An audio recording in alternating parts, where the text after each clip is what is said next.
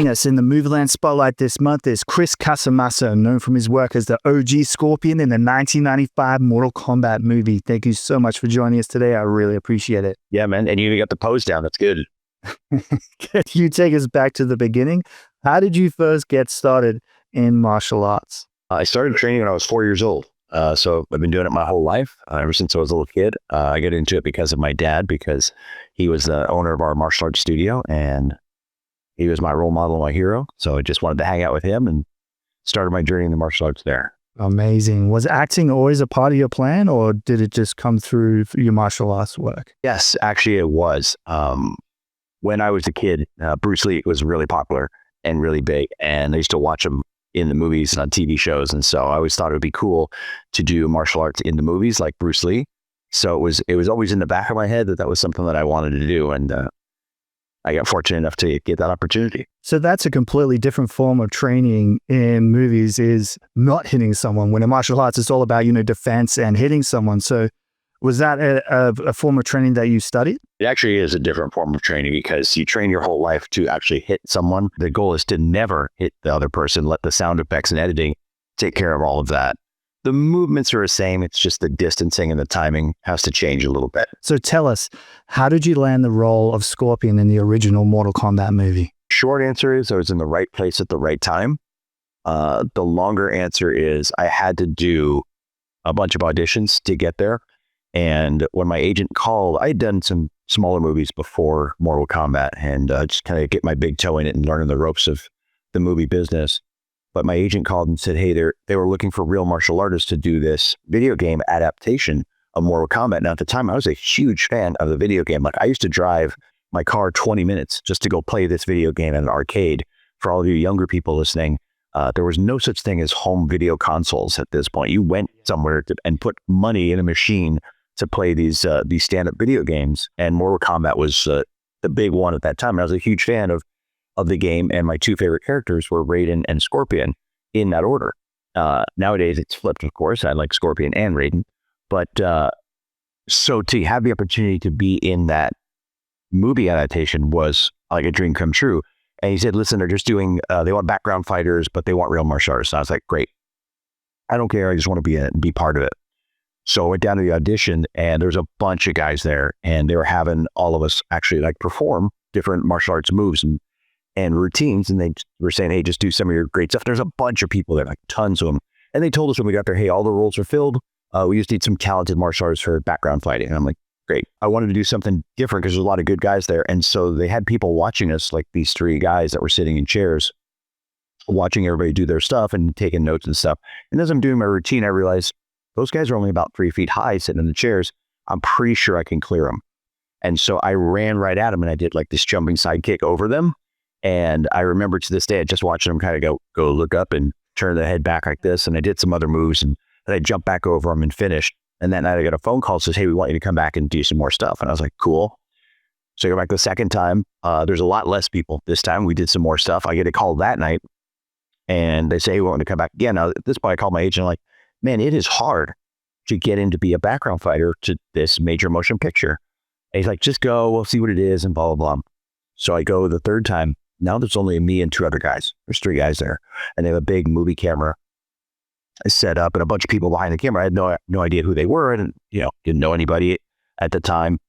And we're just standing there and they're just kind of filming us with the camera. And the guy walks over and he goes, hey, would you guys mind taking off your shirts? And I was nervous and I'm a little bit of a smart ass. And so I just looked at him and I go, well, listen, if it'll get me in this movie, I'll go back to your trailer. Right. So you laugh. And that's the reaction I was hoping for. But this guy just looked at me stone face. Yeah. Probably just screwed it up. So we take off our shirts and we're they're in good shape. And the guy on my left wasn't really in that good of a shape. And I'm trying to look like I'm not flexing, but I'm flexing, trying to like puff up and so whatever. And they're just still to the camera. They go into this like football huddle. And the guy who had originally come over and talked to us walked up to me and shook my hand and said, welcome to Mortal Kombat. You are going to be Scorpion. So until that moment, like I had no idea because they told us all the roles were cast. And by the way, that guy ended up being the director, Paul Anderson. So it was kind of a running joke of the movie when he goes, he said, it was kind of funny. I just didn't laugh. And So yeah, it was really cool. That's kind of how it happened. Right place, right time. And to this day, I don't know if the roles were actually all cast and they just saw something and they wanted to go a different direction, or if the roles were open and they didn't just like want to tell us. And actually, looking back on it, I'm kind of cool that they didn't, if it was, because I'd have been way more nervous and might have not done what I did. So it just kind of all worked out. Oh, that would have been goosebumps, I'm sure, when they first said, welcome to Mortal Kombat there, right? And the funny part was I called my mom that night and I'm like, Mom, guess what? I'm going to be Scorpion. She goes, that's great, honey. What's a Scorpion?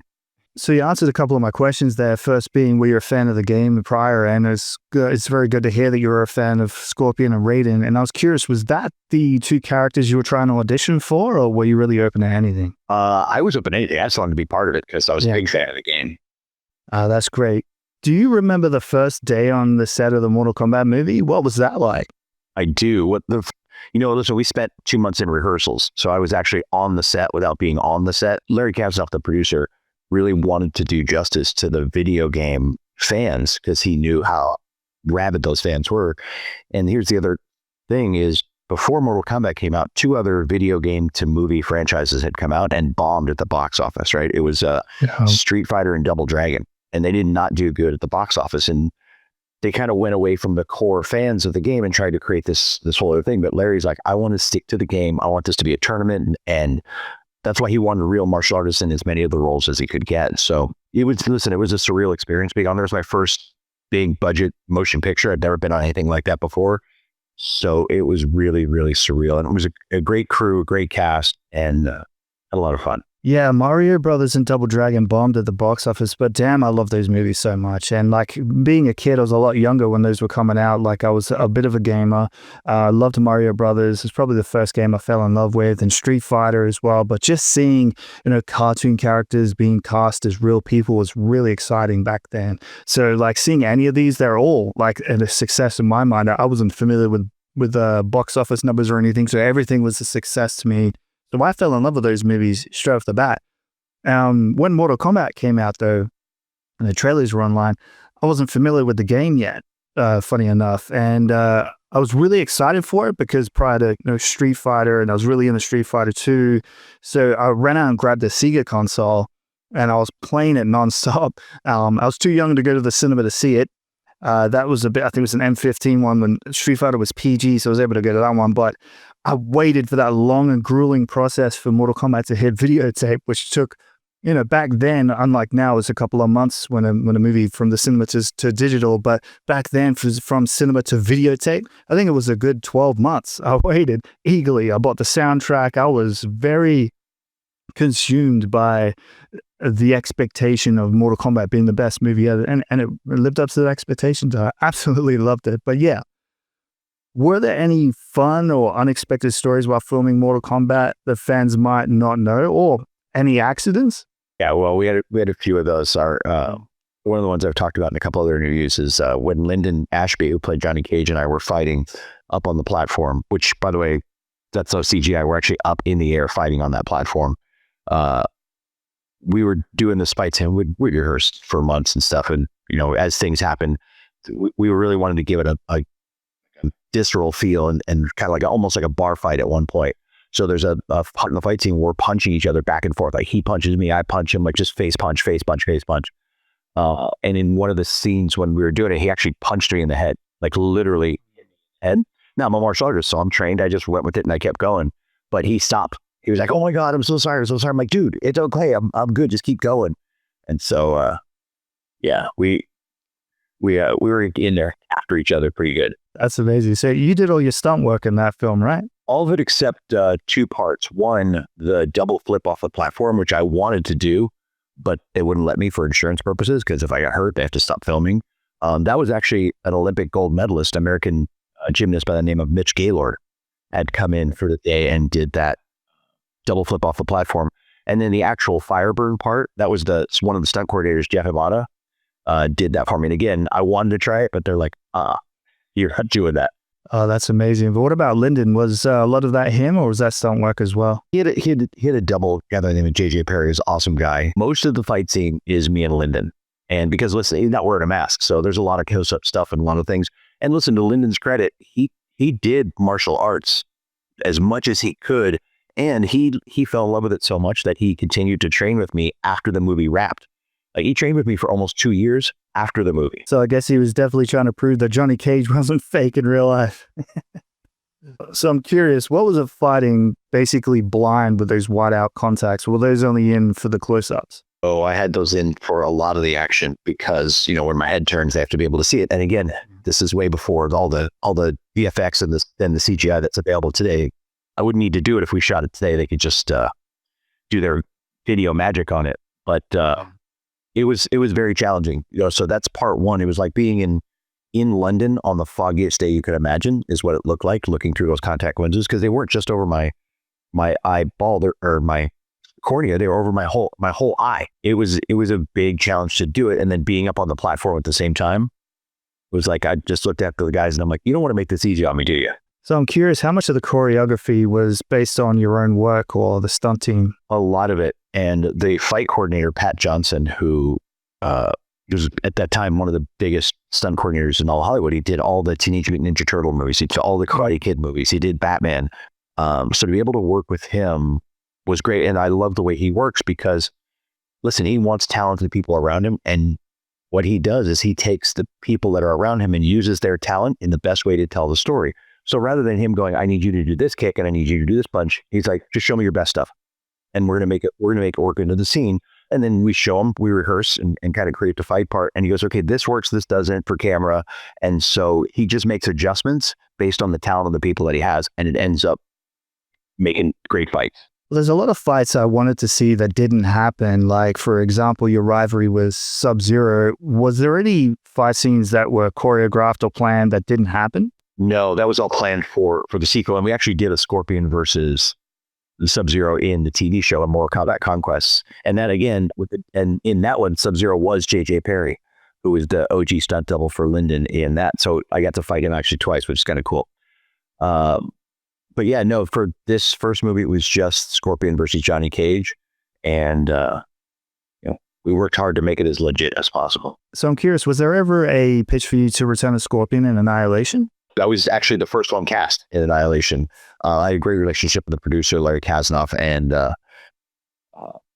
was one of the first people he called. He goes, we're going to do Annihilation. I go, great, I'm in, done. But during that time, I'd also gotten the job in Batman and Robin with George Clooney. And I was the Batman double. So in that movie, when you see Batman punch and kick, that's me. So I booked that gig and it was supposed to film in August of that year. But first we're going to shoot Mortal Kombat in June of that year. So I had time. I was going to go do Mortal Kombat Annihilation, leave there, and they were shooting in the UK. I was going to fly back to the US and then do Batman. But in Hollywood, things changed, and they changed rather rapidly.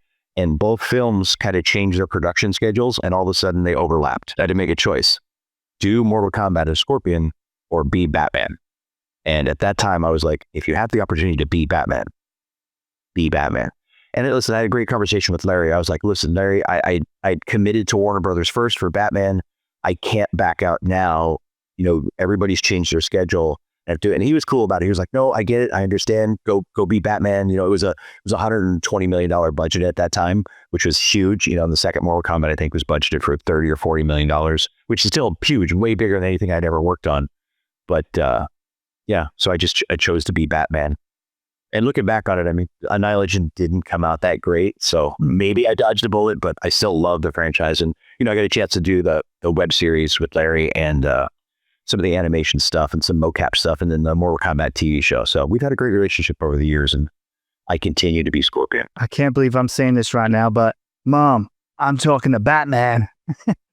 I'm your biggest fan. Yeah, you did an amazing performance as Scorpion, and I think everyone can highly agree that Scorpion is probably the best character in Mortal Kombat, and you nailed that live-action adaptation for the 1995 film, so congratulations on that, buddy. Now, "Get over here" is a legendary quote from Scorpion.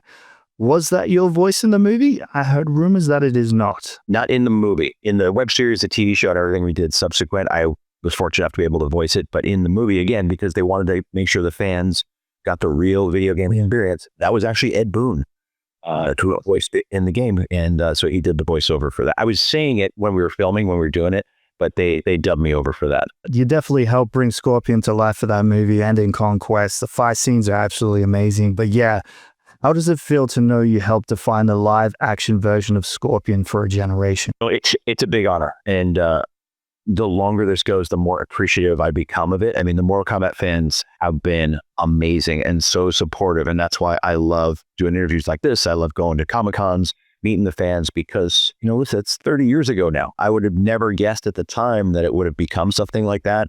So just a lot of appreciation and respect for the fans and for the Mortal Kombat community. I swear you see my notes, because that's exactly what I was just about to say. The movie is celebrating its 30th anniversary.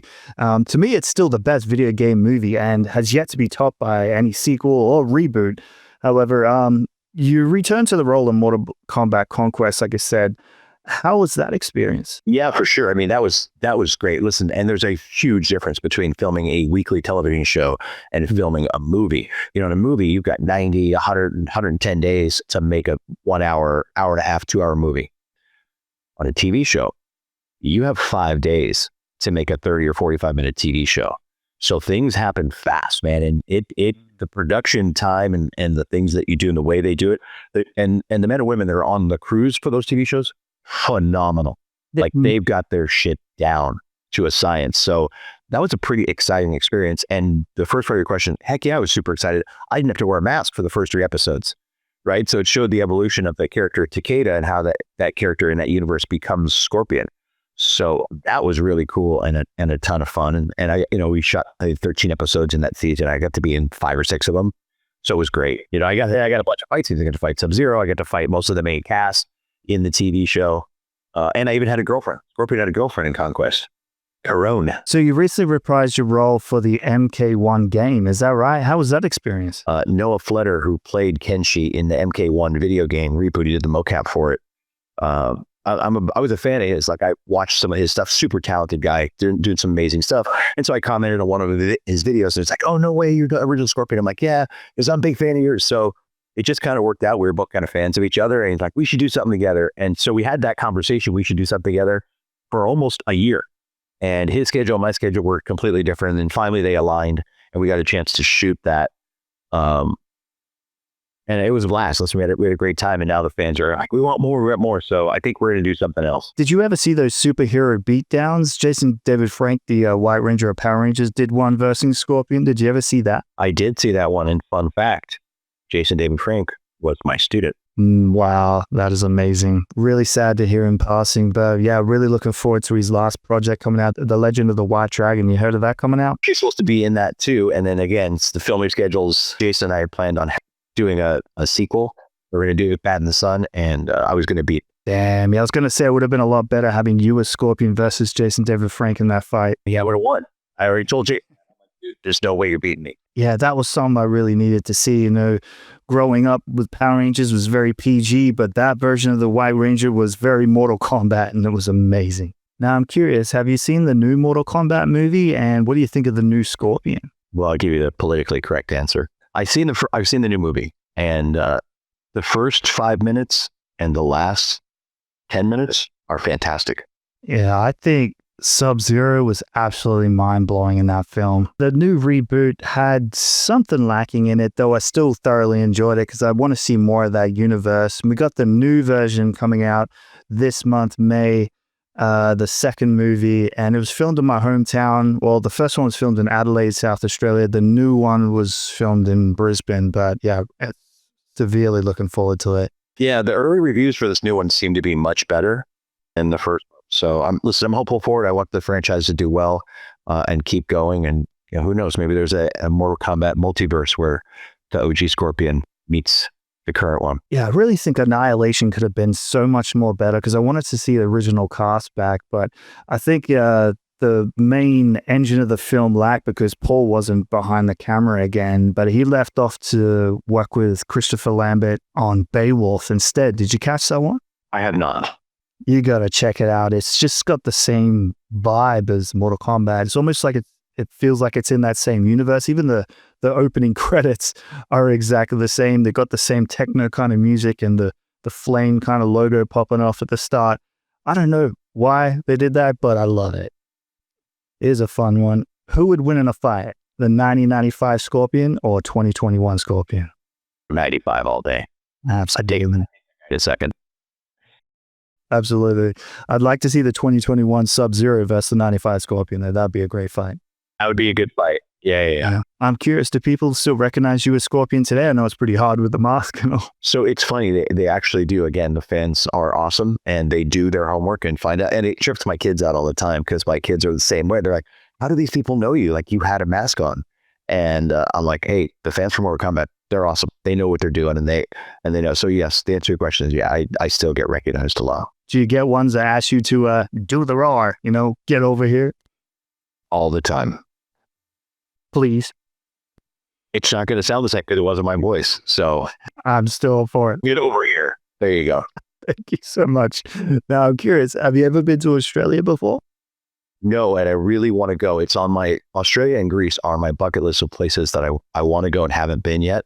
So I'm trying to book a Comic-Con or a seminar, whether it's a boy prevention seminar or stunt fighting seminar, to come to Australia. And I've had a couple people reach out, but nothing yet. So yeah, I really want to go. I've heard amazing things about it and just haven't had the opportunity to get there yet. Now, here at Movieland, we love recommending movies. Can you give us 6 movies to watch? Old, new, sky's the limit. So definitely you're going to have to watch Mortal Kombat, the original. I'll put that on the list. Some of my favorite movies, listen, I was actually a big fan of The Matrix, the first one that came out. Inception is a fantastic movie. No Country for Old Men. Yes, love that one. I thought was fantastic. I'm Italian, so I have to, by law, say The Godfather. Oh, one of the ones that inspired me. I'm going to go way back to the 1970s. Enter the Dragon.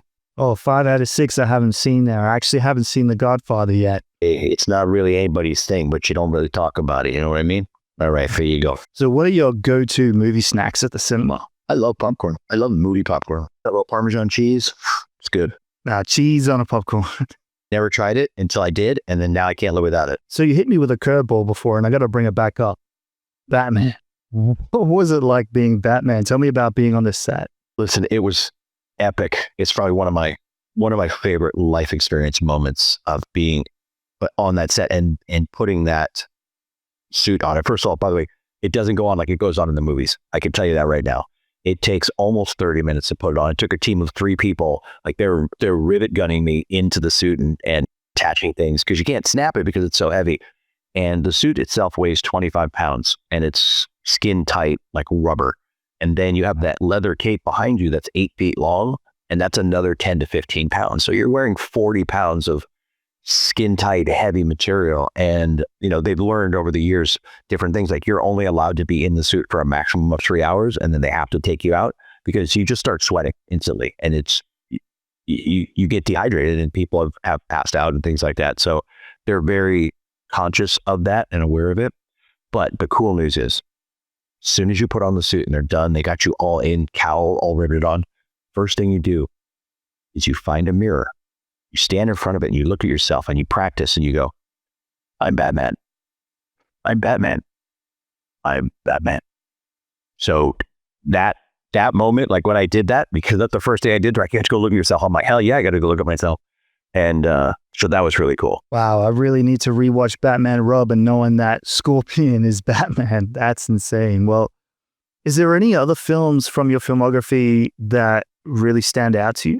Well, 2 other ones that were really fun to do. I got to do Blade with Wesley Snipes, the original Blade.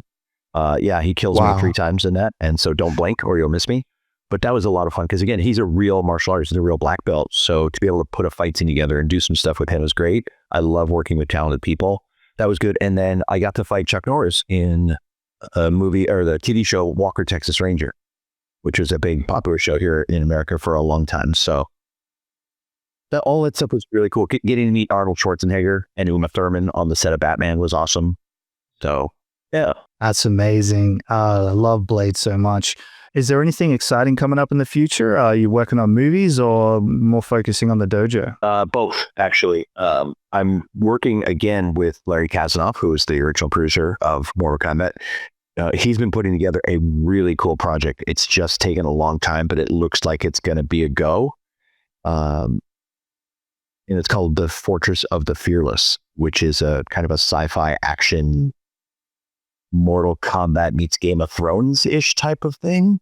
Yeah, it's pretty cool. And I have a really good part in that. And there's going to be some amazing fight scenes, like stuff you've never seen before. But for Larry with this project, it's been almost a 5-year journey for him.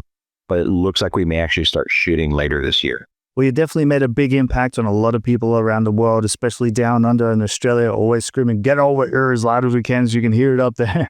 I would love to come down under, as they say.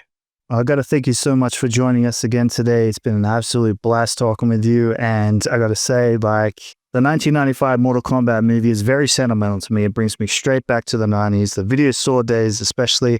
I've held on to that video store cardboard cutout since 1996. Somehow kept it undamaged. It's one of my most prized possessions in my collection, and waiting for that movie to come out is probably one of the most exciting movie experiences I've ever had. And I still rewatch that movie countless times. I'm sure a lot of people have as well. So it has been an absolute privilege chatting with you today. I wish you all the best, and I really hope to see you reprise the role again in any shape or form, even if it is a superhero beatdown. I wish you all the best, and absolutely, again, thank you so much. It means a lot. No, man, just thanks for having me on. I really appreciate it. I had a great time today.